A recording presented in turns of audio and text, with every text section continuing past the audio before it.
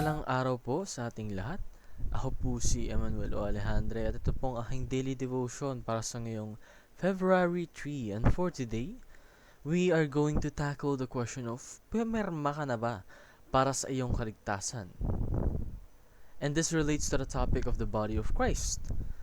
Now, that will be later discussed.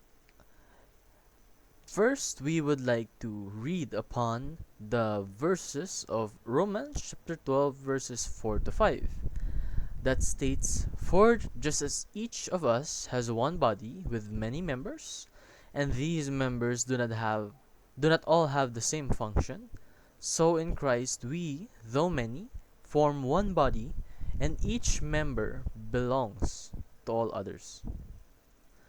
Sa Tagalog, kung paanong ang katawan ay binubuo ng maraming bahagi at magkakaiba ang gawain ng mga ito, gayon din naman kahit na tayo'y marami, nabubuo tayo sa isang katawan ni Kristo.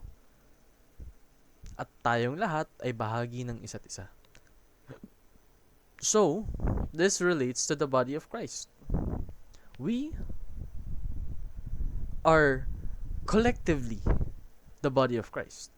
Because we are one family in Christ. Tayo po ay isang pamilya sa loob ng ating Panginoon. And aside from that, we are also ambassadors for Christ. Ambassadors meaning we are the representative. We should reflect Christ in our actions, in our demeanor, in everything that we do essentially. No? So, we continue the work of Christ.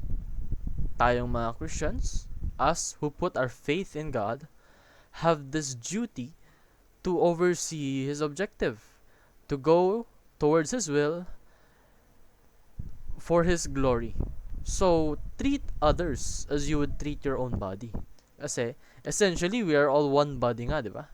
So, treat others as how you want to be treated because you, along with collectively everyone, is the body of Christ. And share the message of reconciliation. Yung muling pag-establish ng ating connection kay Kristo. Hindi lang po natin ito dapat sinasarili. And continue the work of healing and restoration through our actions, through our decisions, as one unified body. Yan lamang po ang aking daily devotion. Maraming salamat sa pakikinig. Pagpalain po tayong lahat and let us all give glory to God.